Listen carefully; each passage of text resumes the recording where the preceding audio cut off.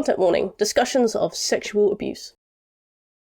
On the 1st of March 2024, extremely popular video essayist Contrapoints, aka Natalie Wynn, posted a video titled Twilight Vertical Bar Contrapoints.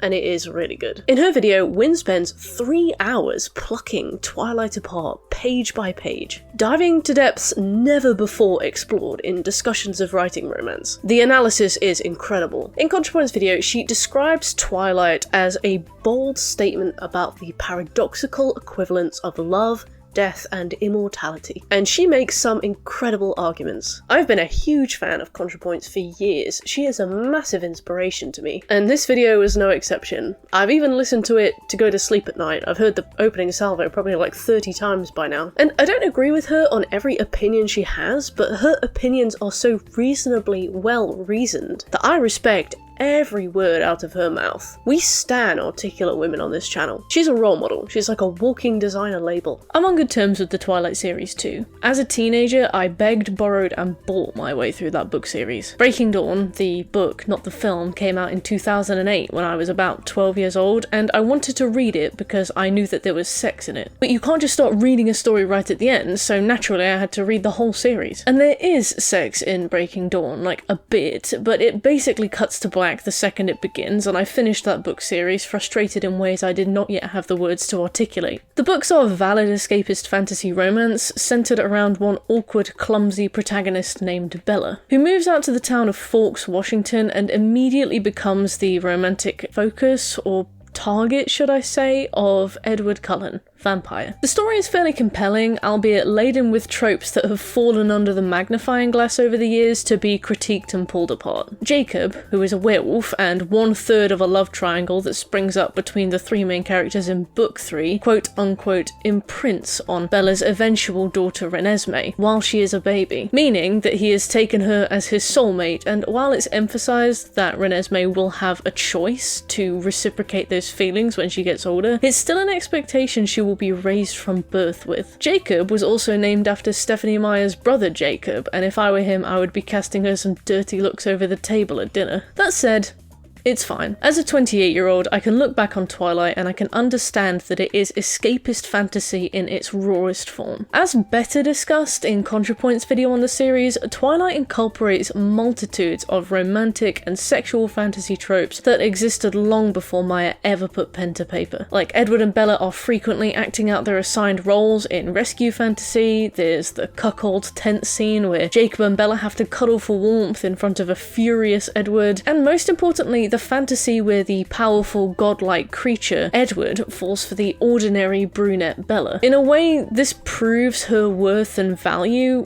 It calls back to those "this billionaire inexplicably loves me" tropes, whereby being desired by a man with status affirms the reader's self-esteem by elevating them above everything that billionaire owns as the last thing they have left to possess. And also, the links between blood and sinful lust are pretty clearly outlined in Contrapoint's video. In fact, I'd recommend you watch it, not just to enjoy Natalie Wynn's fantastic dry wit and incredible attention to detail with her analysis, but also to understand where I'm coming from in the video I'm about to present to you. The video is only 3 hours long, so whack that bad boy in 2 times speed, you'll be back here in 90 minutes. And if you'd rather stay here, that's totally cool. I'll try to give cursory context as I go, but be aware that when I'm quoting her, I can't give all contextual information verbatim. You will only get excerpts of the video I consider to be relevant to my point, so you'll miss her side, so to speak, so just be aware of that before continuing. Alright, Twilight Vertical Bar Contrapoints. If you've ever seen The Devil Wears Prada, another hot recommendation, easily my top 3, there is this scene where the titular devil Miranda Priestley admonishes protagonist Andy over her smug dismissal of the fashion industry. When Andy remarks that the belts Miranda are choosing between all look exactly the same to her, Miranda responds, and I'm gonna paraphrase here, "Oh, okay, you think this has nothing to do with you. You go to your closet and you select, I don't know, that lumpy blue sweater, for instance, because you're trying to tell the world that you take yourself too seriously to care about what you put on your back. But what you don't know is that that sweater is not just blue, it's not turquoise, it's not lapis, it's actually cerulean. You're also blithely unaware of the fact that in 2002, Oscar de la Renta did a collection of cerulean gowns, and then cerulean quickly showed up in the collections of 8 different designers. Then it filtered down through the department stores and trickled on down into some tragic casual corner where you, no doubt, fished it out of some clearance bin. However, that blue represents millions of dollars of countless jobs, and it's sort of comical how you think that you've made a choice that exempts you from the fashion industry when in fact you're wearing a sweater that was selected for you by the people in this room from a pile of stuff. In this speech, Miranda is demonstrating to Andy that the clothes on her back, the way that she presents herself to the world, the core of her identity, isn't merely stuff. It's the result of a massive industrial life cycle that began life in that very room. Only by the time it's reached Andy, she observes it as a discrete happenstance, a lumpy blue sweater that she swiped on clearance, devoid of context. Many trends from many industries flow downriver, so to speak. YouTube can be a lot like that too. Giants within their demographics dictate general discourse, and general discourse trickles down through podcasts and comment sections and friendship groups until it becomes an almost accepted truth. Usually this is for a reason. Consensus on debates and topics gives us a foundation to approach new debates off the back of. If you don't have an opinion on something, sometimes a YouTuber's opinion fills that gap, at least giving you a first impression to go off. If you do have an opinion on something and a YouTuber's opinion affirms it, your opinion might continue to develop in particular directions. We all do it, it's not illegal, and it's one of the ways our little micro-society grows and evolves in this discourse. Like, it's a good thing. In some cases it can be a bad thing. Eventually, some notions become an accepted truth, and some opinions become the default until they are challenged or evolve in turn. You know, the majority opinion used to be that the Star Wars prequels were shamefully shit. Now everyone has basically agreed that they're just charming, silly fun. Dark Souls 2 was universally hated, and now it sits somewhere in that based middle ground where it's good, or at least respected for what it does. Bloober is on a redemption arc, which to some people means that anyone who criticised it in the past is now retroactively completely wrong on every criticism.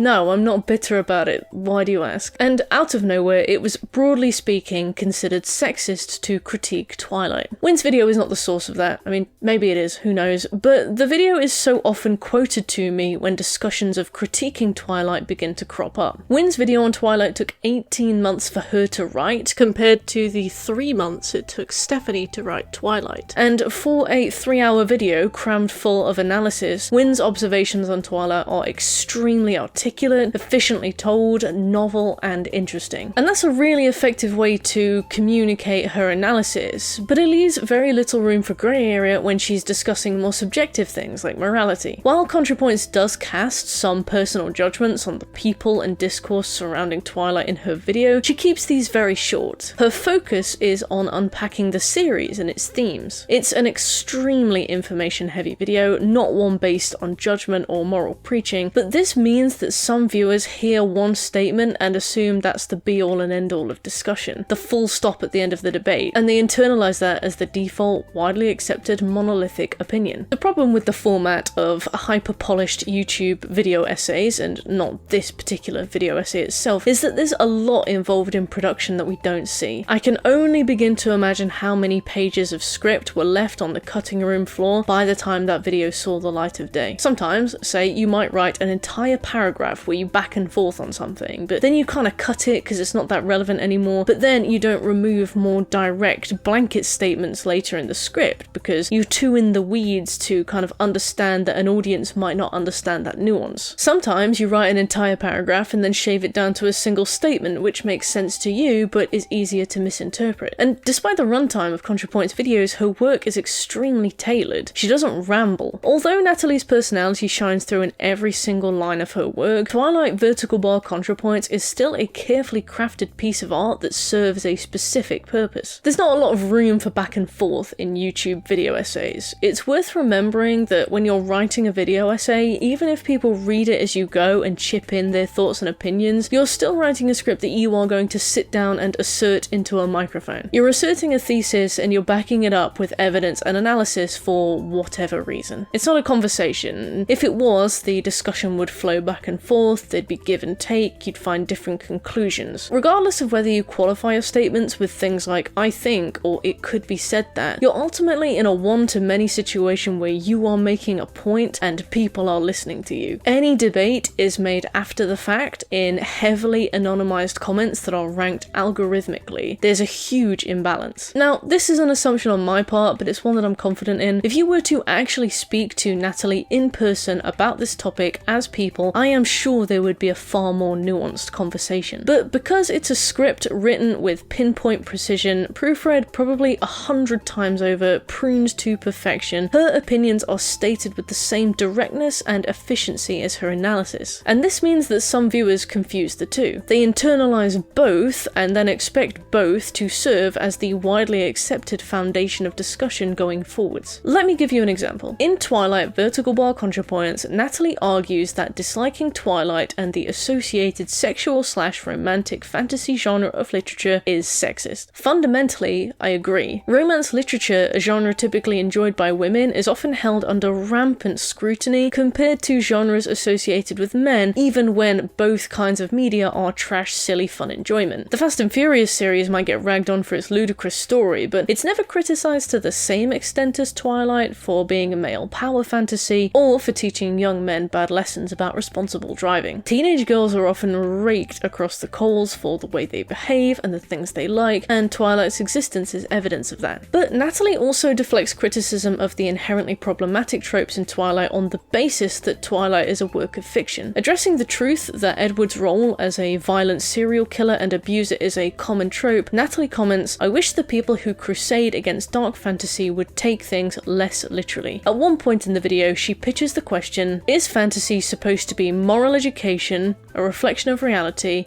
or an escapist fantasy? Concluding that yes, Twilight is an escapist fantasy. Using quotes from Stephanie Meyer, who said in an interview, "I never stop to think, is this a good role model? It's fiction," Natalie concludes, "Edward is problematic, Edward is also not real." The thing about these kinds of statements is that no video essayist is ever going to spend the time qualifying everything they say. And why or how could you? It's like when people tweet something like, "I think McDonald's salads are actually pretty great," and someone responds, "Have you considered those of us who can't afford a McDonald's salad every day, or don't live within traveling distance of a McDonald's? How could you not base this 180 character limited statement entirely on my lived experience as a stranger that you've never met? Your entitlement is absurd." The original tweeters should not be required to asterisk their initial statement with addendums like, "In the situation of privilege that you can afford a McDonald's salad," or "Not daily, but as an occasional treat, a McDonald's salad is a surprisingly good option." These assumptions are often implicit within the original statement, but generally people on the internet, for reasons I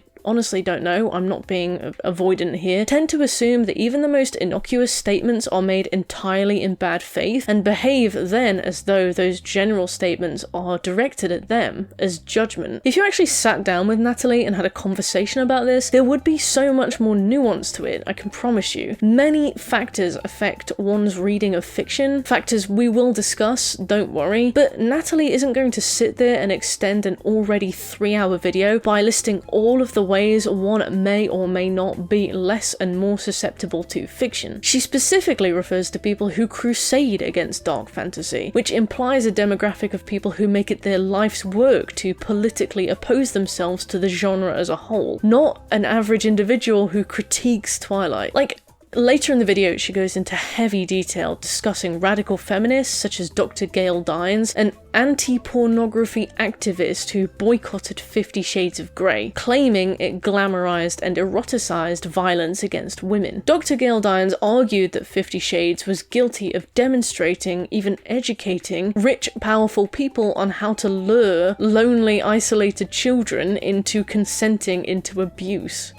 Gail, Christian Grey is a billionaire. From what we've seen of billionaires, I don't think Twilight fanfiction is going to teach them how to abuse children. It appears to be so par for the course that it may as well be a genetic trait. Wynne concludes this statement with, "I am begging these people to stop saying these things literally," also implying that her "Edward is problematic, Edward is also not real" may be just applied to people who want this kind of literature entirely eradicated. There are lots of ways to take her observations on the discussion around Twilight. Unfortunately, Unfortunately, in the black and white world of online discourse, a lot of people who saw this video took any critique of Twilight is inherently sexist and should be entirely dismissed, rather than dark fantasy is a valid genre of literature that has its place despite its tropes. I mean, I could be wrong, maybe she does think any critique is inherently sexist, but as with any video essay, I have to work with my assumptions and assert my thesis off the back of that, and not bog down my script with rambling disclaimers. I've never in my life wanted to respond to a YouTuber's video before. The idea that the person I'm responding to may ever cast an eye over me fills me with ice-cold fear and makes me feel very sick. Still, having seen the discourse around Twilight become wearily black and white again, I wanted to share my thoughts.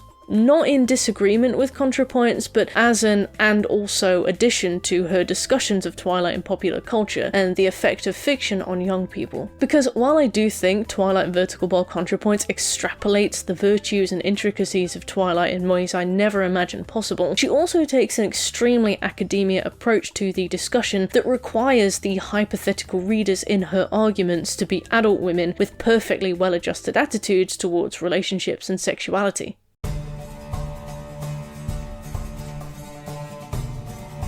Shortly after announcing my intention to discuss Twilight, consent and media in a poll I ran on my channel, I received a comment I considered to be perfectly emblematic of the attitude currently surrounding Twilight discourse. I asked if they'd mind me using it and they said, sure, I don't mind as long as you're respectful. Ultimately, I would consider that to be entirely up to interpretation. I don't agree with what they said, but I'll try and be respectful in how I disagree with it. So the commenter said, I wonder what your Twilight video would offer that wasn't covered quite masterfully in Contrapoint's Twilight video. I feel like current day social/online spheres are dominated by an idea that what's enjoyed in fiction must mirror your real world values, or that fiction affects reality in such a way that engaging with/creating it is the same as or can cause someone to recreate said fiction in real life, i.e. viewing non- or dubious consensual romance means that you must have messed up views, need therapy, don't understand or disrespect real-life abuse, normalize abuse, etc, etc. This just isn't true to how the average person engages with fiction. Lots of people can, say, enjoy House of the Dragon and not want to do incest in real life. People, and since the topic is Twilight, specifically women and girls, aren't so stupid as to replicate or want taboo in real life that they've engaged with and enjoyed in fiction. I read Twilight when I was in year 5, age 10 or 11, and read many other paranormal romance young adult novels made at that time, with one notable series that I enjoyed that had a human student vampire teacher romance. I still fully understood that such an age gap in real life was predatory and wrong, and got into arguments with another girl over a real life celebrity relationship between a 17-year-old female and a 28-year-old male, where to me the older guy was clearly creepy/a predator, and to the other girl the 17-year-old female was mature, so it was okay. I wasn't able to convince her since we were both around 14 then, but hopefully she has better views now. If someone is capable of being influenced by fiction to such a degree as to be taken advantage of or cause real harm, then there are other factors outside of the fiction that lead them to this mindset, and they need therapy or guidance. Fiction, brackets art, doesn't exist to act as a moral compass that only depicts things in the correct way, and it's not the responsibility of the artist to account for people who cannot separate fiction and reality. So the common sentiment, especially in fanfiction communities, that engaging with a taboo in fiction means someone must want or support it in real life, please reflect on your own relationship with fiction. You, generally you, are fully capable of engaging with and enjoying fictional depictions of taboos, let's say murder/violence, without wanting it to happen in real life. This goes for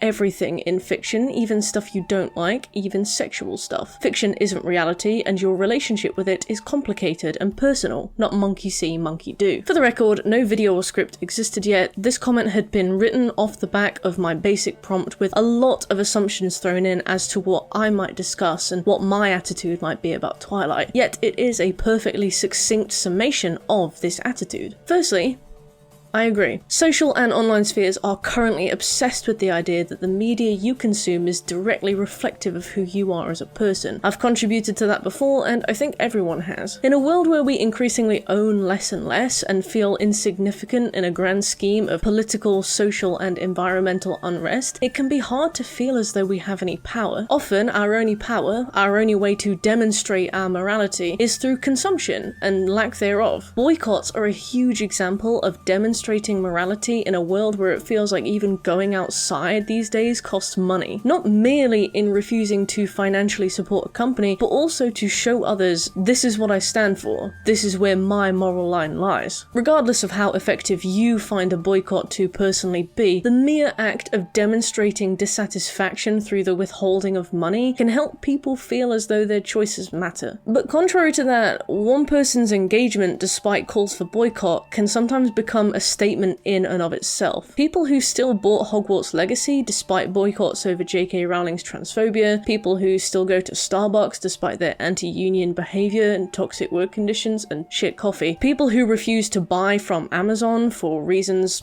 too numerous and obvious to name. Like, I stopped buying Squishmallows because apparently that means I support Israel. I stopped buying Lush because they're nowhere near as ethical as they pretend to be. I don't shop at Shein for obvious reasons. I really like the mugs that Starbucks do, but I hate them, so I bought this off eBay secondhand. When Hogwarts Legacy was released, I donated £200 to mermaids and then didn't use that as an excuse to buy Hogwarts Legacy. And yet, it feels like it's never enough. Someone will always assume your morality based on something you consume and judge you negatively for it. You can make 20 conscientious choices and end up written off over one, and that can be exhausting. Like, I mentioned to my friend that I bought a new jacket from the online clothing retailer ASOS, and my friend was like, ugh, ASOS are like the worst online clothing retailer, fast fashion company you could be supporting right now. You should be buying your clothes secondhand. There's no reason to be buying new clothes, fresh clothes every time. You don't need to be contributing to the environmental crisis this way. And I was like, oh,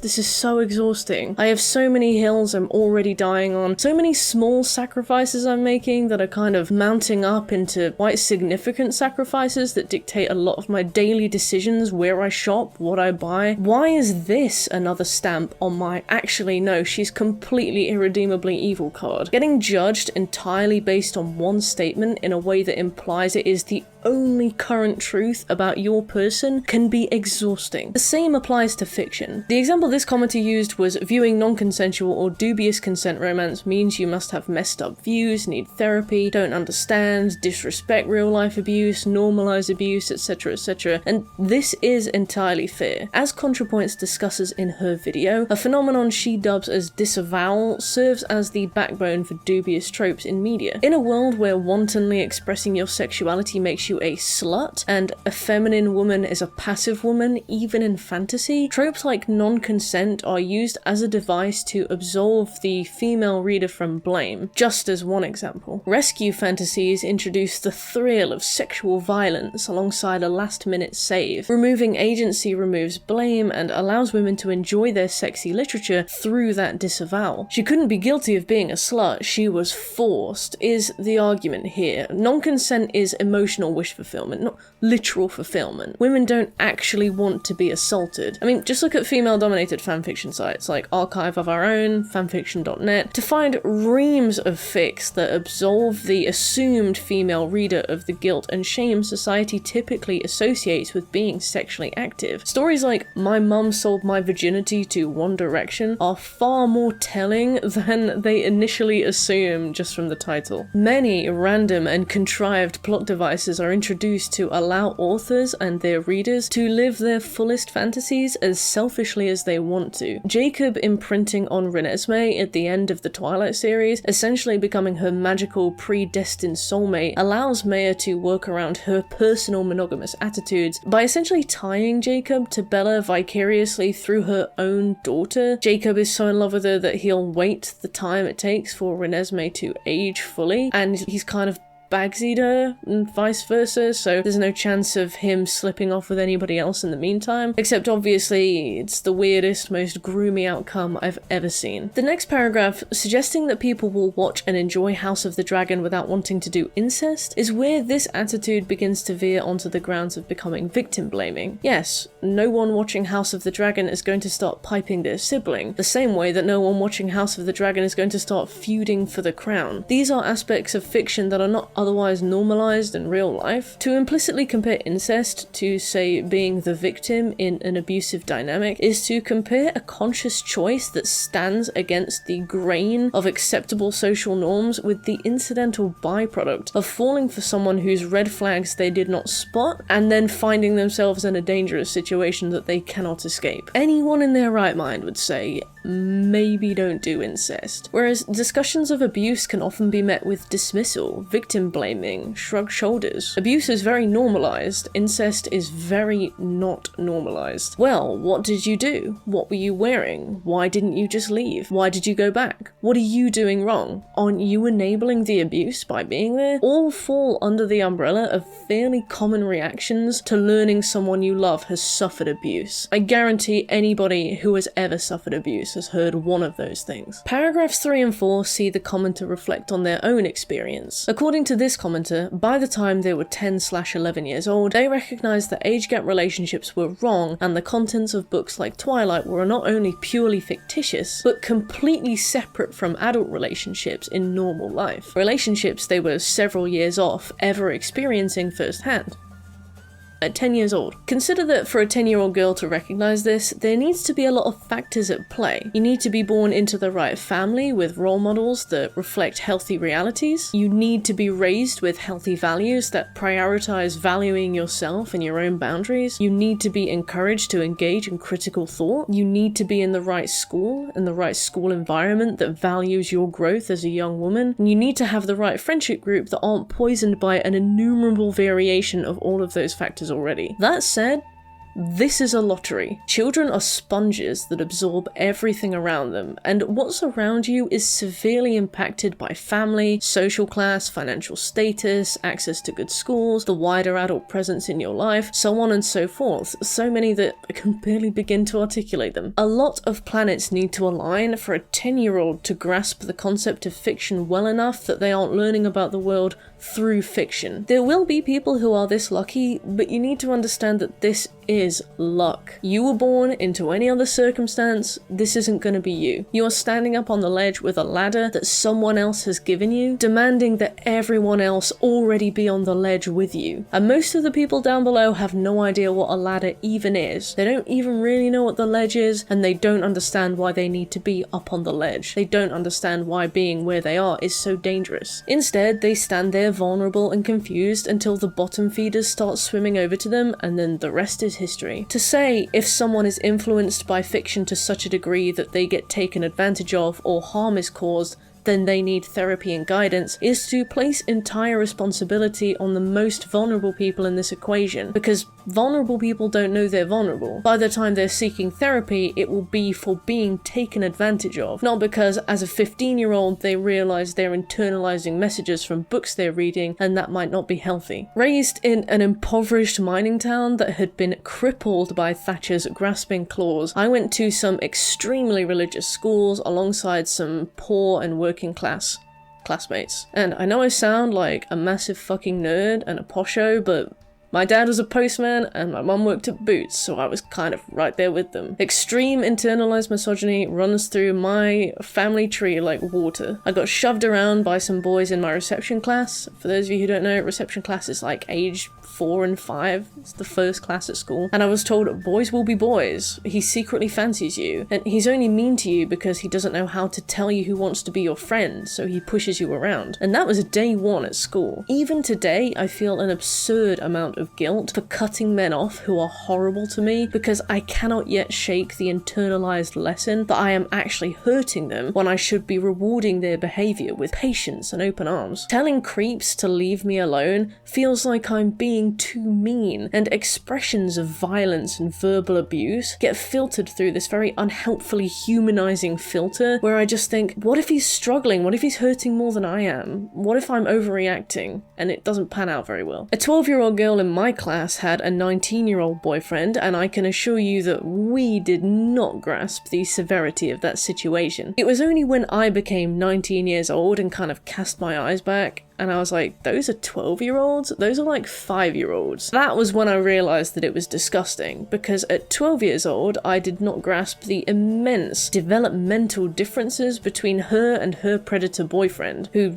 dumped her the moment he got bored. Only at 19 did I look back in horror and see how much trouble that girl was in. Understanding that age gaps are predatory by age 10 is a privilege, not the default expectation. That 12-year-old girl cannot be expected to look at her situation and understand that she needs therapy before going any further. That's not her responsibility. It's the responsibility of the grown men who exploited her, the parents who knew about it and did nothing, and the teachers who would hear us talking about it and I just did nothing. They didn't care. The unfortunate reality is that a lot of young people learn about the world through fiction, sometimes to small extents, sometimes to larger extents. That's why TV for kids has like morals and counting and little lessons baked into it, because it teaches you about the world. When children are not properly introduced to the concept of romantic and sexual relationships, either because their schools won't allow anything beyond a fundamental understanding, or because they're simply not being communicated with by the adult presence in their life, the media they consume will fill those gaps. And the even more unfortunate reality is that cursorily prescribing therapy to fix a problem isn't a preventative issue, it's usually a curative one. Do you, as a 14-year-old, look around at your support system and your school and your friends and go, I can tell I'm not being fully supported in my romantic and sexual development. I should pursue therapy to unpack the preconceptions I've been raised with and improve myself as a person? Or do you, as a 21-year-old or a 31-year-old or a 41-year-old, look back on years of sexual and relationship abuse and go, damn, I'm fucked. I need therapy. Therapy is, very tragically, something you only begin to realize you need to pursue after things have started going wrong. Hand-waving discussion of how the media shapes our personhood with, well, if this affects you, then you should have known to get therapy or simply have had better guidance, is victim blaming. If you struggle to discern the difference between fiction and reality, something I mastered as a 10-year-old, then you need to fix yourself rather than discuss how the media impacted your development and consider ways to mitigate that for other people. Is an opinion that does nothing but shut real discussion down, and I see it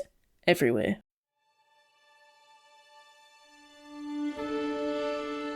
Obviously, Twilight is not the be-all and end-all of teenage development. In fact, the discourse around Twilight frustrated me specifically because it began and ended with Twilight. Everyone just kind of rocked up to accuse it of being bad and harmful, and then a big counterculture around Twilight insisted that it's fine actually, and then the discussion never really stepped beyond those boundaries. Yeah, every girl in my class had a copy of at least one of those books proudly displayed on their desk during lessons, but shit, we read other stuff too. Romance in literature has existed for a long time, and the issues with Twilight are the same issues that have permeated a lot of wish fulfillment romance for decades, if not centuries. By the time we're old enough to articulate our feelings, we're often too old to remember them in their rawest form. Attributing a label to how we feel is a part of our growing self-awareness, which continues well into adulthood. For example, my initial instinct of I hate driving eventually evolved into the much more granular and helpful epiphany of I feel anxious about parking in unfamiliar places. I mean, that's a far more reckonable statement. That's something I can sit down and plan around in advance. Nowadays, I love driving as long as I research where to park beforehand. Putting words to our feelings makes them easier to work around. We can still feel our feelings, just now we can do something with it. As a 12-year-old reading Twilight, I could tell you that Edward was creepy. Words like abuse and stalker and rape were in my vocabulary, and I could probably dictionary define them to you, but to know what that actually means is something learned only through lived experience. The same goes for things like kink and fetish, the kind of thing I would go to a romance book for. As a 12-year-old, I loved when Edward pinned Bella to the bed because it made my fanny beat. As a 28-year-old, I know that I liked when Edward pinned Bella to the bed because it demonstrated that his lustful desire for her overwhelmed him. She was so attractive to him that he couldn't help himself. And if she was that attractive to a man that beautiful and elusive, then it meant that she was really special. And Bella was a blank slate specifically to facilitate the reader putting themselves in her shoes, so that meant I was really special and attractive too. A person with a foot fetish doesn't tumble out of the womb going, I have a foot fetish. They grow up with an affinity for feet that they eventually realize is outside the norm. Maybe they feel a great shame, maybe they feel like a freak, but oh wait, I've just found out it's called a foot fetish, and while it's generally played for jokes, it's an extremely common fetish to have. Okay. Well, that's a bit more acceptable. What a relief. Giving words to our experiences allows us to put those experiences in a box and place them on a mental shelf. Still present, but managed and understood. My point is that fundamental facets of our human sexuality will exist before we know what to call them, and they will exist even if we refuse to name them. Pretending they don't exist, a la religious education, just means they have to be discovered through trial and error. Names need to be unearthed, definitions found over a process of years. We'll learn who we are eventually, but casting us out into the world with nothing is a recipe for disaster. A recipe for disaster that these kinds of romance books can often fill the gaps in, and this is where the problems arise. In case you haven't heard me literally fucking speak, I mean, listen to me, I was bullied extensively at school. I was called horrible names and fat-shamed constantly, despite not actually being fat at all. Not that I would have deserved it if I was, but you know what I mean. People would ask me out for a joke, my classmates wouldn't speak to me because they didn't want to get pulled into the bullying too. I was awkward and weird and kept lots of random lists, and it took me a while to fully grasp personal hygiene. And when I liked things like Spyro or Pokemon, I really liked them obsessively. Sometimes I think about getting an autism diagnosis, since there's clearly something going on here, but what would it prove? Although I made friends in other classrooms, like, I always at least had someone I was okay with. My clear status as a social outcast eventually meant that I became the butt of the joke, often getting ostracized out of the blue by new friendship groups once they realized that I was like a bullying hot potato. People I called friends would draw pictures of me getting stabbed and run over, and when I tried to talk in working groups, there was one girl who would shout at me to kill myself whenever I opened my mouth. The teacher did nothing, she just thought it was kind of funny. Classmates invited to my birthday parties would back out at the last second, leaving me and my poor devastated parents to pick up the pieces. People would laugh when I spoke in class, so I just never spoke. If we had homework that required drawing, I would draw something amazing at home, like I'd really get into it, I'd really try. And then when I got to school, I would be so scared that the teacher would hold it up to the class that I would just rip the homework up, say I forgot it, and I would take the detention instead. I mean, it wasn't all bad. Although I eventually found a little group of social misfits to mingle with at lunch, my social ostracization meant that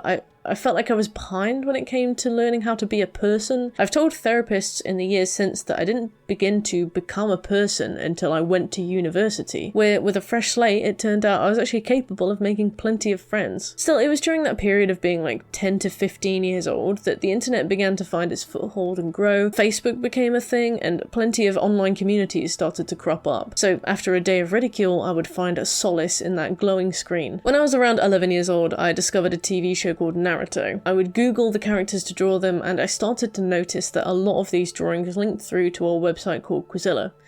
Does anyone remember Quizilla? Originally a bastion of young adult fanfiction, quizzes, and 7 Minutes in Heaven stories, Quizilla was eventually bought by Nickelodeon, who did nothing with it besides cram it full of inappropriate advertising and slowly let it fall apart. Obsolete features died a slow death amidst adverts for Ashley Madison, or like massive dildos and those weird women in your area want meat sidebars, as their unmaintained framework became obsolete and eventually the website just shut down. Quizilla marked the era of fanfiction where I feel old. It was still kind of protected by copyright in the sense that nothing like this had ever existed in this volume and with this ease of upload, and the laws around it were still fuzzy enough to be exploited by petty copyright holders. Anne Rice, author of Interview with a Vampire and many others, is among one of the many random authors who forced websites like fanfiction.net to take down fanfiction based on her work. I came into the hobby just as that era came to a close and was often confused by all the legal disclaimers I would see in the literal body of a lot of the older stories. A lot of them would say things like, copyright belongs to all relevant holders. This story does not claim ownership over any copyrighted material and is protected under fair use. Like, that would do anything. I'm just reminiscing at this point, I'm sorry. So there are two main types of fanfiction. There's canon cast fanfiction and there's self-insert fanfiction. These names are fairly self-explanatory, but just to make sure we're on the same page, I'll go over them now. Canon cast fanfiction is fanfiction containing only canon members of the cast, or in the case of crossover fanfiction, canon members of multiple casts. These casts will be doing things that aren't canon, be that lightly non-canon,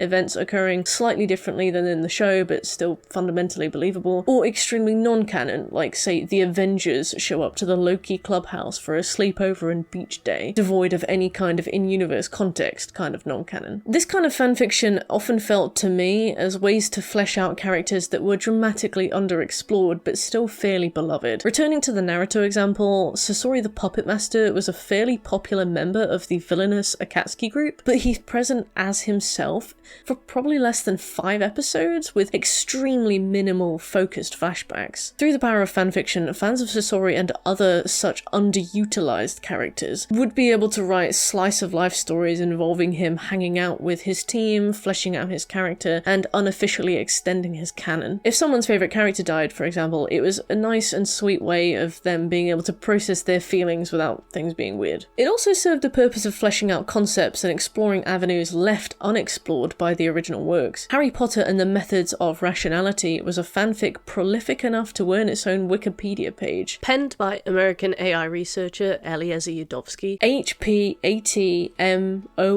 made a fairly laughable decision to have Lily Potter cast a spell on her sister Petunia to make her prettier, allowing her to attract an alpha male Oxford professor who then homeschooled Harry in science and rational thinking. Although that premise is one we could probably spend the better part of a video just unpacking on its own, this series reimagined the first year of Harry's time at Hogwarts from the perspective of a boy with a rich understanding of the scientific method, breaking down the magic from a scientific perspective. Alternatively, self-insert fanfiction did exactly that. It created an extra character either in third-person cast or as the focal point of first or even second-person writing, i.e. you did that, your name did this, to join a beloved cast of characters and just be, either by accompanying the cast on canon events or taking part in laughably non-canon things like playing 7 Minutes in Heaven with the entire cast of Bleach. Self-insert fanfiction allowed writers and readers to immerse themselves in a universe with full freedom on the direction of events in ways no other medium can replicate. Eventually, both avenues of fanfiction wormed their way into the romance genre. Although there are plenty of men in the world of fanfiction, Quizilla felt, to me at least, like a monolith of young women. I can count on one hand the number of men I met through fanfiction writing, whereas I knew so many women that we started thriving Facebook groups to talk to each other. There was a real sense of community, and a shared unspoken understanding that writing self-insert romance about fictional characters online was just an accepted part of life. Quizilla was also a far softer website than fanfiction, which was the competitor at the time. Archive of Our Own was just kind of fledgling at that point. Fanfiction was large and felt simultaneously unmoderated and over-moderated, like the Wild West of fanfiction. It didn't allow self-insert fanfiction writing whatsoever for some arbitrary reason. I remember looking for stories about Russia from Hetalia and finding one where his sister ties him up and shits all over him, and I was like, no. Back to Quizilla. If you'd taken 14-year-old me away from that group of aspirational writers and asked, don't you think it's a bit cringe that you take requests to write self-insert romance about characters from popular anime and TV? I would probably have gone, well, yes, of course it is, but it's a lot of fun. And then that would have been the end of the conversation because I would have died from embarrassment. Being irrevocably lonely at school made me irrevocably awkward growing up. I never seemed to fit in even when I tried branching out through extracurricular activities. So fanfiction and its community was a warm light in a miserable childhood. The thing is, as soon as I moved away from all that and actually got laid for the first time, I dropped it, never looked back, never wrote or read fanfiction again. I still stand by it being a phase of my life that I needed. Like, I needed that. There's a subreddit I won't name that allows people to share fictional characters that they consider to be their romantic partners, and while I don't participate, I feel incredibly protective of them, knowing that they are likely looking for companionship under the same conditions that I was 15 years ago. Like, I get it. I don't judge people who are into that kind of thing. I think it's harmless and it's typically something you grow out of. Despite being a safe and welcoming community, fanfiction as a hobby has its pros and cons, or had its pros and cons, in terms of being the sole avenue through which many could explore sexuality and romance as young teenagers. As far as pros go, it was discreet. It seemed to fall under the radar of parental supervision. In the early 2000s, it wasn't uncommon for households to just have one shared computer in a shared room when incognito tabs were merely the twinkle in the eye of some aspirational masturbator. I was personally in jealous awe of classmates who had their own laptops or computers installed in their bedrooms. Like, I had a computer in my room, but it didn't have Wi-Fi, so I played The Sims 1 on it. Viewing any kind of pornography was impossible for me. I tried it once when my parents were out, and when they got back, they checked the browsing history and came into my room and told me that they knew I hadn't been doing my exam revision, like I tried to claim I was, and that one instance was so embarrassing that I never dared look at it again. Combine that with a heavily religious schooling experience full of shame and self-resentment for daring to be interested in matters of sex outside procreation, and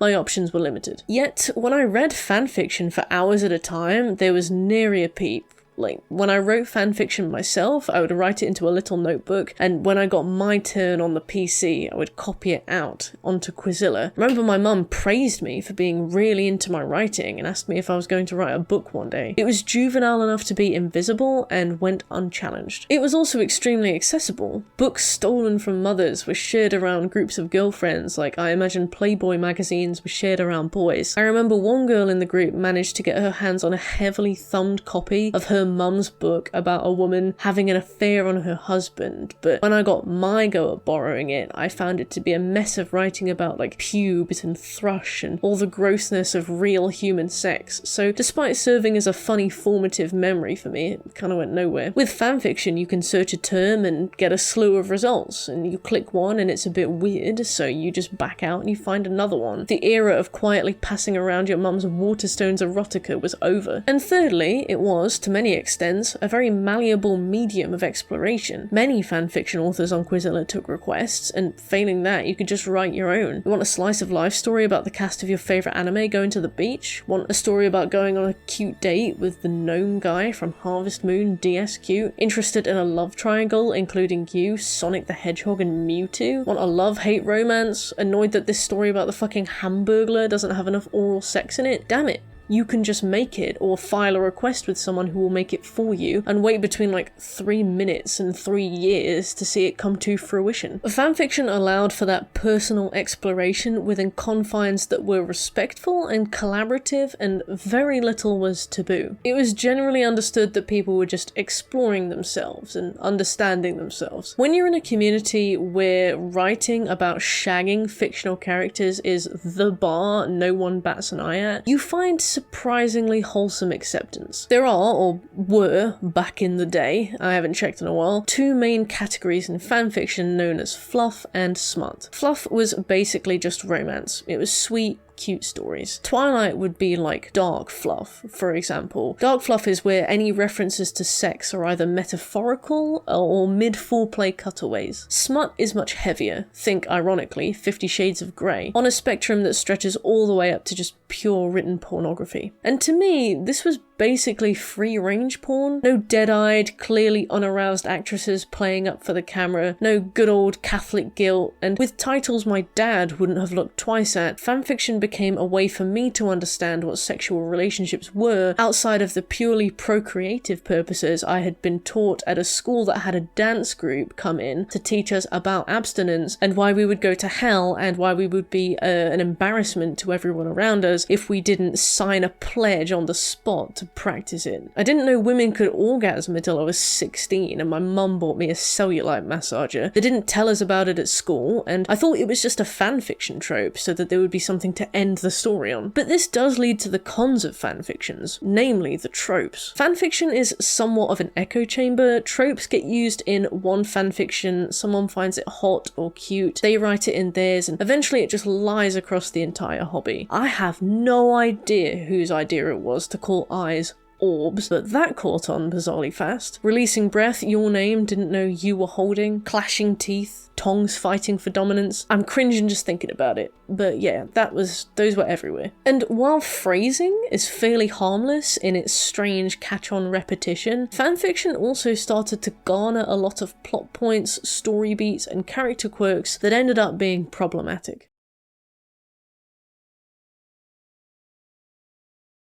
One of the core fanfiction tropes is consensual non-consent. Anything from being kissed out of nowhere to being shoved against a wall to having a character creep into your name's room at night and have sex with the initially reluctant but ultimately giving into the pleasure self-insert. There's a lot of fighting and a lot of giving up and a lot of no means yes in fanfiction. I read a lot of smut on Quizilla that was straight up rape, only with a kind of vaguely worded epilogue that implied the protagonist kinda liked it and maybe wanted it to happen again. And this isn't inherently a problem. Consensual non-consent is a fairly common kink. Like, it's not crazy common, but it's common enough. It's a way that victims of sexual assault can explore their trauma and regain control of their autonomy within respectful, consensual, and safe boundaries. But it's also popular because, as Contrapoints explains, it absolves women of feeling guilt and shame surrounding being sexually active, when Victorian-era stigmas around sex still shame women for their sexual liberation. I didn't know what rape was back then. Like, again, I knew the dictionary definition, but rape in the context of fanfiction is more like rough sex that feels amazing and ultimately wanted, and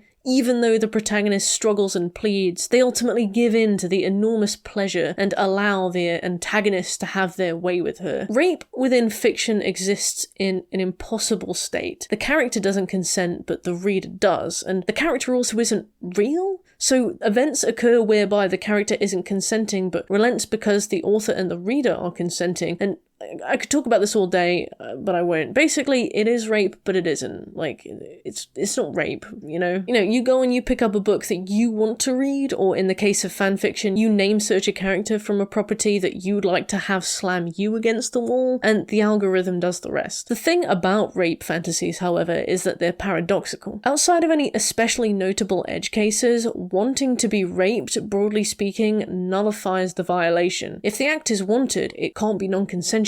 Couples engaging in consensual non-consent do so having communicated their wish for it. Safe words are in play, and while they are acting out the role of aggressor and victim, the couple performing the kink play are, I would hope, mutually respectful and are getting their needs met in a safe environment. And with literature, again, outside of whichever edge cases I'm sure people will be able to imagine, it's impossible to be raped by a story you're reading. If you're reading something written for the general audience and you begin to become uncomfortable, you are able to close the book, or close the tab, or snap the Kindle over your knee, whatever. But even if you were to keep reading, you're not raped by the book. You might come away feeling a bit grossed out and violated if you read something especially heinous, but by and large you are entirely separate from the acts taking place and emerge unscathed. The barrier of reader and writing creates a safety net wherein consensual non-consent can be explored to its fullest degree within perfect safety, and creates a distance that a violation cannot cross. If you read a fanfiction where your /name gets Alaskan pipelined, that does not mean you as the reader have been Alaskan pipelined, even if the reading traumatizes you a little bit. Tropes become motifs which eventually just become cliches, and in lieu of opportunities to develop one's understanding and sexuality into adulthood, these will begin to cross the gaps. According to How Consuming Porn Can Lead to Violence, consumers might tell themselves that they aren't personally affected by porn, that they won't be fooled into believing its underlying messages, but studies suggest otherwise. There is clear evidence that porn makes many consumers more likely to support violence against women, to believe that women secretly enjoy being raped, and to actually be sexually aggressive in real life. And according to a report on people, pornography, and age verification by the BFFC, girls in particular mentioned using pornography to learn how to meet boys' expectations. Rape is not just a common trope in fanfiction, but also general pornography, especially fictional pornography like hentai. Although in hentai, the rape tends to come from the perspective of the male aggressor rather than the female victim, whereas in fanfiction, the roles are reversed. The thing about hentai is that it's drawn, and I've often argued that the events and visuals in hentai are heavily exaggerated because it's harder to communicate the impact of conventional sex in a drawn static comic. That's why girls in hentai have those eggy faces, they're like sweating, crying, tongue out, dicks are like absolutely gargantuan, the tits are crazy big, and genres like mind break see much more popularity. Drawing two people having a lovely bit of missionary might be more realistic to conventional sex, but it doesn't have the same visual impact as a fat-titted catgirl getting obliterated in every hole, and that's just how the craft works. Visual traits are exaggerated to make up for the lack of close detail, noise, and movement. Typically written for men, although, as I guess you've already figured out by now, definitely also read by women, hentai is often written with a male main character who acts on the women around him. In this instance, the woman isn't necessarily irresistible to the man, she might even resist. In this case, it's a power thing, forcing themselves on women who can't resist and changing them to their will. Still, the inadvertent effect of this media is well documented. According to Enough.org, a website dedicated to sharing the dark side of pornography and pornography consumption, 97% of the targets of violence and/or aggression in Pornhub and X videos are women. And according to the study titled Pornography Viewing Among Fraternity Men, Effects on Bystander Intervention, Rape Myth Acceptance, and Behavioral Intent to Commit Sexual Assault, men who view pornography are more likely to show an increased behavioral intent to rape and are more likely to believe myths about rape. The site doesn't share any data on the attitudes of women, but I would wager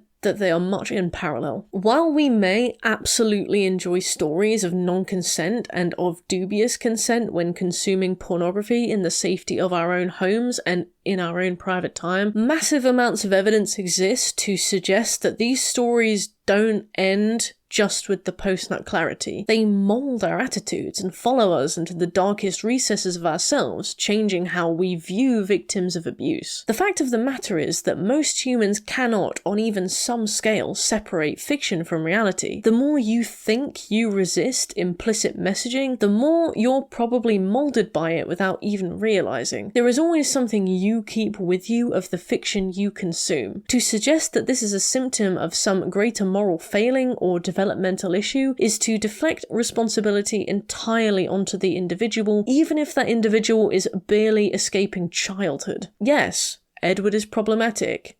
Yes, Edward is not real. No, as evidenced extensively, that doesn't matter.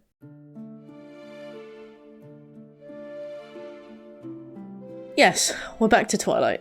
As I've said, Twilight isn't the issue with romance literature. Yes, to point fingers solely at Twilight is both sexist and reductive. The many problems plaguing Twilight are seen across the romance genre in droves. Twilight is unfortunately just the focal point through which this discussion began and through which the discussion continues to be had, and that's how it is, so we're going to circle back now and it's thematic and there's nothing you can do about that. The real questions are obviously things like, why do women gravitate towards dubious and non-consent tropes? What societal reason might a woman have to see a rape trope as her only access to animalistic desire, whilst not actually wanting to be raped at the same time? Why do women like stalkers and serial killers and fiends? And Contrapoints answers that succinctly and articulately in her own brilliant video where she breaks down kink and attraction to levels so scientific you'd think they were lab results. It's such a good video, go and watch it. But also B, that's a fucking lot to discuss, and it's a lot to need to fix. The fact of the matter is that Twilight and its compatriots are but a symptom of wider societal issues. To blame them would be to mop up the spill but never turn off the tap. That said, there can still be a focus on both. When you have a cold, you take medicine for the symptoms, the headaches, the sore throat, the runny nose, while your body does the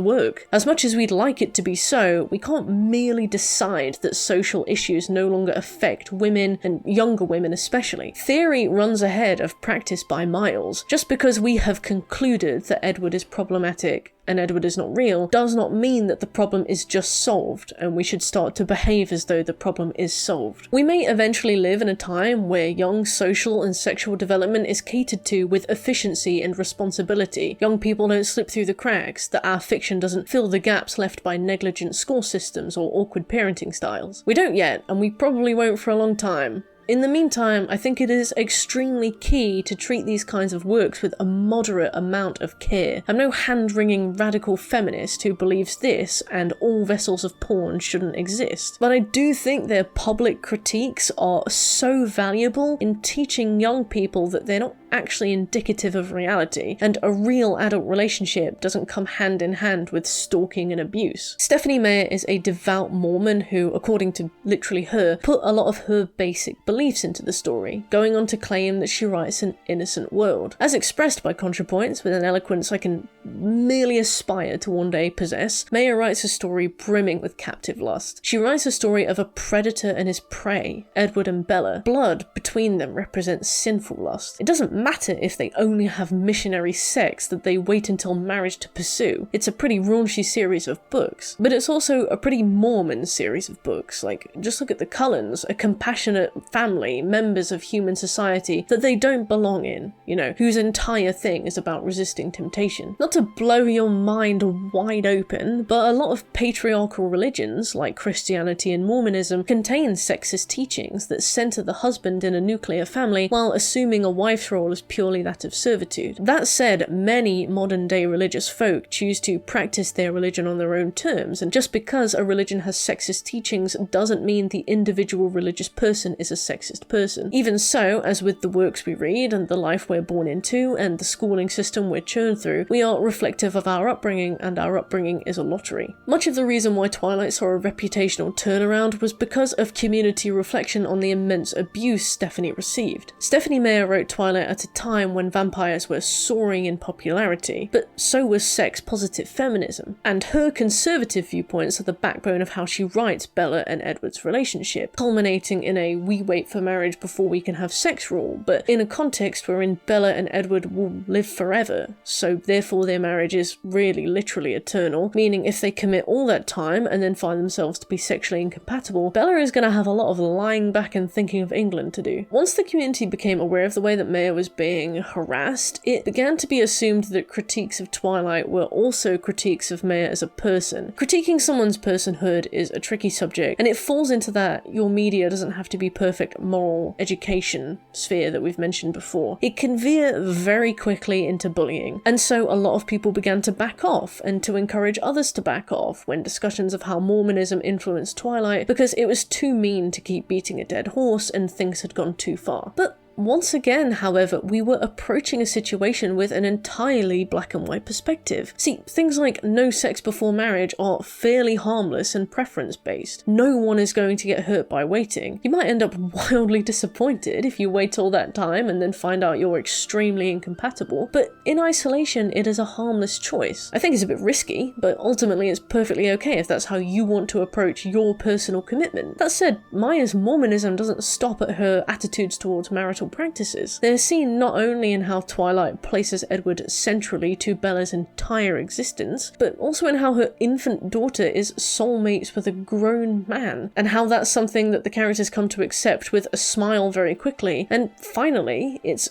clear in her extreme internalized racism. In the 2015 Twilight Saga, The Official Illustrated Guide, Maya explains that there are no black vampires. Yes, there's one in the films, there aren't, but he's the evil vampire and he's black, and B, he's white in the books. Because, as Maya explains, the vampire venom causes their skin pigment to bleach as part of the beautification process. As part of attaining perfect eternal beauty, black people become white vampires. At the most, they are olive-skinned. And no, the vampire venom incidentally doesn't cause the eye pigment or the hair pigment to bleach, just the skin. And if that's not an unconscious metaphor for Joseph Smith's teaching of racial redemption, i.e. redeeming those of African descent by allowing them to convert to Mormonism, I don't know what is. To specifically go out of your way after the series has come and gone and your success has exploded over the course of a few short years, to specifically write an addendum to Twilight wherein you explain through some of the most flawed possible science I've ever read that, sorry,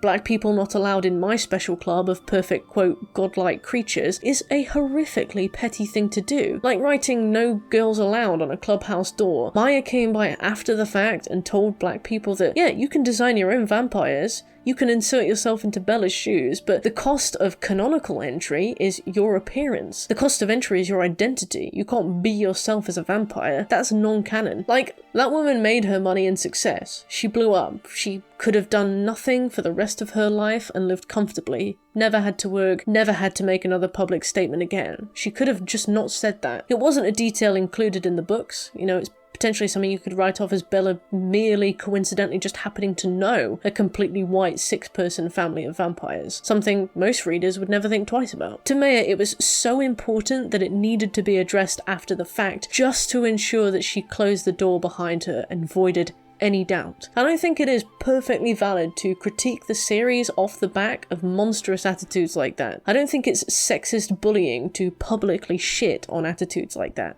Maya is as much a product of the teachings she absorbed as we, the reader, become a product of the literature she produces. The cycle continues. Maya writes Edward's abuse and his danger and Jacob's weird child grooming arc, and Edward and Bella's literal eternal life true forever love vampiric matrimony, and Bella's crucifixion adjacent birth, because those attitudes are products of how she was raised. Stephanie Meyer said that Edward being a good role model isn't important because what she's producing is fiction. The problem she fails to notice is that it's not a matter of whether or not Edward is a good role model. Like, is Joel Miller a good role model? Is Michael DeSanta a good role model? Is Walter White a good role model? No.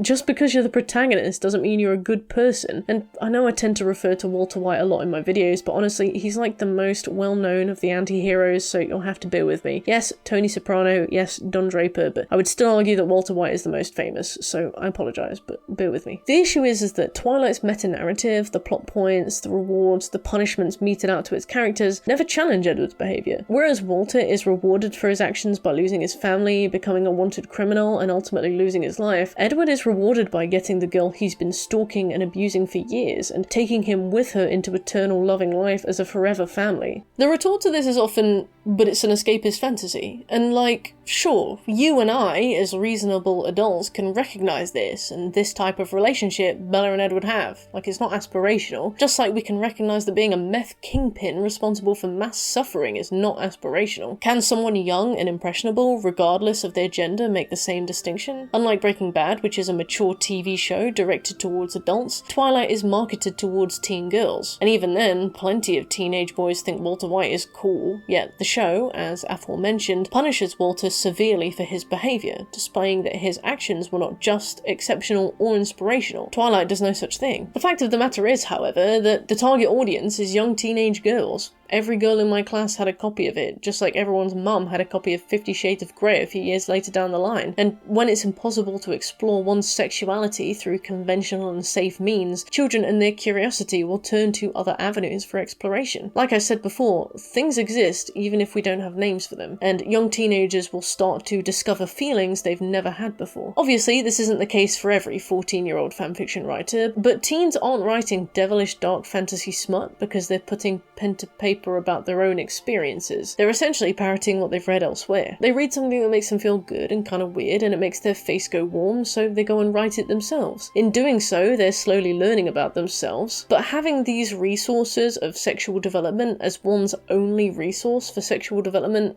is a problem, and pretending it's not, deflecting discussion with "you should have had therapy 10 years ago then instead of talking about it now," is as unhelpful as it is, well, it's really unhelpful. Parroting tropes of dubious consent, sex, or fondling on the subject while they're sleeping, being pinned and having your mouth covered before sex is initiated with, again, dubious consent, fanfictions about being drunk or under a spell, yes, they all fall under the disavowal trope that Contrapoints pitches in her discussion of dark sexual fantasy tropes. But unless you are walking on some sturdy foundations mentally with an unyielding support system, you will begin to internalize this as normal, because speaking from experience, when you go into your first proper relationships and run into those tropes as written, you will start to be very confused.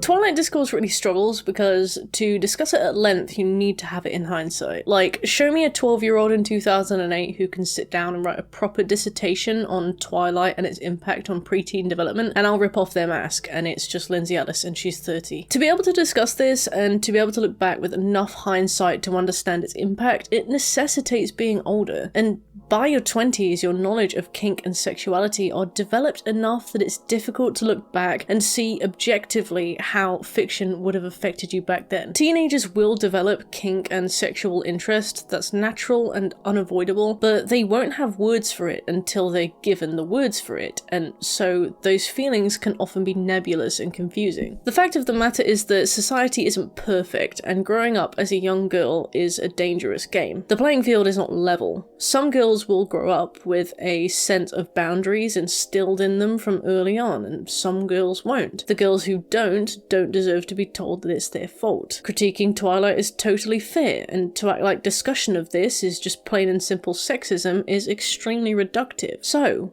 what's the solution? The solution is definitely not to get rid of these materials, of course. Like, first of all, where do you draw the line? You know, I think that all literature is valid, it has its place, it's there to be enjoyed by a particular audience, it's completely fine to have this literature around. I do not want this literature eradicated. That's not at all my point. Twilight and fanfiction, as Contrapoints says, are not real. They are escapist fantasy. That said, Twilight is still aimed at people whose impressions of love and sexuality are still in a state of being moulded, and fanfiction isn't necessarily aimed at those people, but it's very accessible by those people, and it's often underestimated in its effect by parents because it's just written stories, and that can't be ignored. According to a House of Parliament research briefing from the 29th of May 2024, which I'll link below, state-funded faith schools made up 34% of all schools in England by January 2023, a number higher than previous, meaning they're increasing. Counter to that, the Children and Social Work Act of 2017 only requires that all primary schools in England teach age-appropriate relationship education, and all secondary schools in England teach age-appropriate relationships and sex education. Vaguely worded and extremely lax guidance that leaves a lot of room considering what many social conservatives and religious faith school types will consider to be age-appropriate. According to the Anti-Bullying Alliance, a UK organisation, 40% of young people were bullied in the last 12 months, 6% of all young people had experienced bullying daily, 9% between once a week and once a month, and the most common form of bullying was name-calling, including via text and email at 26%, followed by exclusion from social groups at 18%. Exclusion from social groups sitting at 18% is like the real kicker for me there. It's my personal belief, and my very strong belief, that my own exclusion from social groups all the way through school massively impacted my ability to understand implicit social rules. Yes,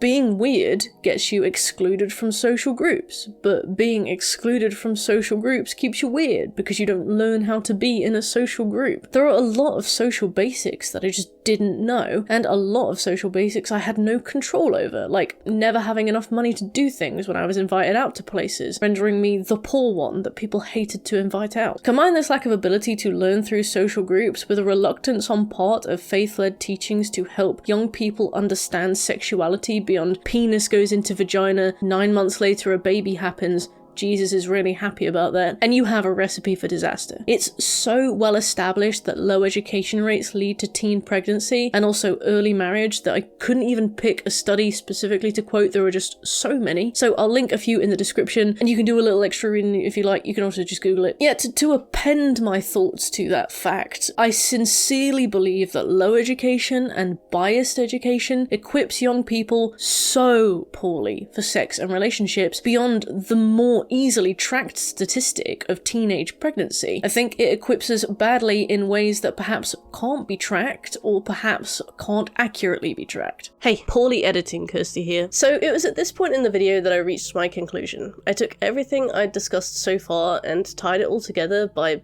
recounting how my upbringing led to my personal vulnerability, and consequently my personal experience with violent sexual abuse, which took place exactly 10 years ago, December 31st, 2014, my 19th birthday. So I recorded it and I reviewed the footage, and I decided to remove it for two reasons. Firstly, I looked horrifically uncomfortable in the footage. It was not nice to watch. It looked like I was held at gunpoint. Secondly, I felt like I was recounting that trauma to justify my opinion, to use it as a way to qualify what I was saying, and I just don't think I'm doing my past self a service by using my trauma to prove a point, so to speak. So chunks of the following paragraphs are missing, and that is why. There's this heavily debated statistic that gets thrown around saying like 3 in 5 women experience sexual assault or something. It's maybe like 3 in 4. And personally, it never really sat right with me, even if it was true. Almost every woman I've ever actually sat down with and had a heart-to-heart with has confided some kind of sexual violence. But the impression this statistic gives is that it's like one and done. The implication of this statistic is that a person is either like raped or unraped. Like chicken pox, you have it once and then you don't ever have it again. When in reality, sexual violence can happen to one person multiple times. I always considered this statistic to be more like 10 in 5 or 20 in 5. or even 40 in 5. It's something I've unpacked with many therapists over the years because what led me to that moment and what caused that stems from factors entirely out of my control. If I had been raised to have and assert my own personal boundaries, I wouldn't have given that sack of shit the time of day, but boys will be boys, and men bully you when they fancy you because they don't know how to express their feelings. So if they're hurting you and making you upset, then really it's because they like you, so you should be nice to them. And my personal favourite, men are always slower to mature than women. What do you expect? And it just left me sitting in this pool of unnecessary self-imposed empathetic guilt, whereby I felt like dumping him over things that weren't his fault would be too mean, and I wasn't giving him a chance to improve. If I had been more socially accepted, I may have met red flags earlier in life, but learned my lessons in smaller ways whilst living at home. If I had an education less focused on teaching abstinence and forced birth and adoption than consent and safe boundaries within a relationship, if I had an education that acknowledged female pleasure instead of a syllabus that discussed male orgasms specifically in the context of procreation, I might have seen my experience in the bedroom as a necessity rather than mere collateral towards the end of male selfish pleasure. And if my only sexual development and exploration hadn't come from the last possible place it could have, the internet, I may have recognised behaviour as abusive instead of the way it tends to be described in romance and smut. Dubious and non-consent tropes quite simply did not have those names back during the inception of Quizilla, where it was back in 2008 merely referred to as dark smut. No.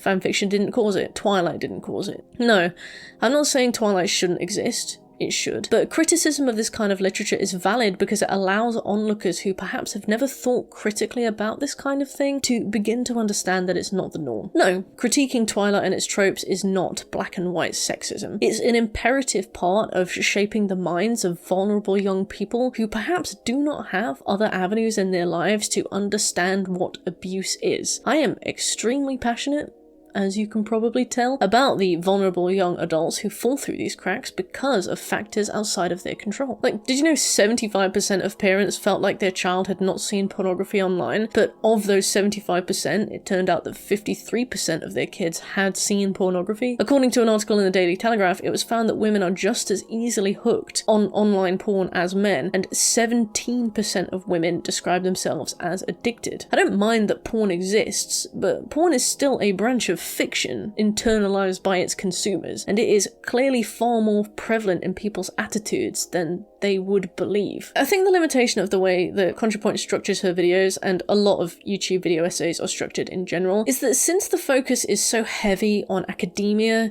writing an objective, efficient analysis of a piece of text, it's common to set a baseline for human behavior that's explicit when making assumptions. Like, if Contrapoints had taken into account the massively varying levels of education, the social levels of self-esteem, statistics involving abuse, she would be qualifying every single statement she made with an abundance of justifications and disclaimers. So you want to keep a video essay efficient, so Contrapoints assumes with a grain of salt that everyone approaches young adult fantasy on the same level of readiness for it, and then discusses the story off that baseline. And that's a normal thing to do when you're writing a thesis because it stops you from getting bogged down in tangents that stray from your initial points. Unfortunately, in the black and white world of Twitter-adjacent internet opinions, this assumption is frequently interpreted as the default, the expectation, the baseline. Contrapoints is assuming that everyone approaching fiction is completely prepared to do so mentally and developmentally. Therefore, this is the expectation that everyone should meet, and if they don't, then it's their personal failure because they have fallen below the standard of expectation, is an opinion shotted out the back of that water buffalo of logic. As online discourse molds around whether or not Twilight is inherently harmful, it solidifies and becomes rigid. People with a cursory interest in that video take the control variables instead as a bar to meet, and deeply troubling opinions begin to blossom in their wake. I think that teenage girls with a sense of self solid enough to inherently know their boundaries before they can even find the words to articulate them, and the assertiveness and confidence to set their boundaries in stone from the moment they are tested, is an aspirational vision.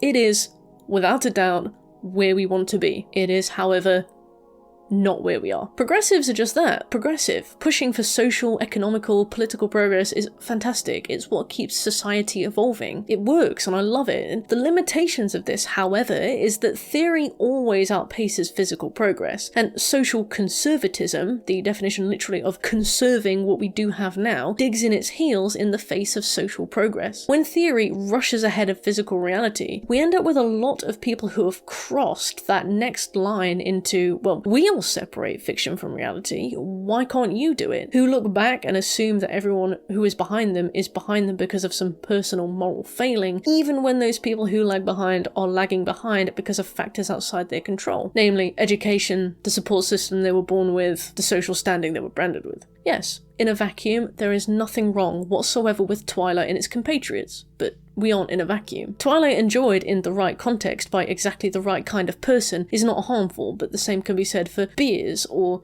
gambling, or Overwatch. It can also be critiqued without merely being sexist, because approaching media with critical thought is good?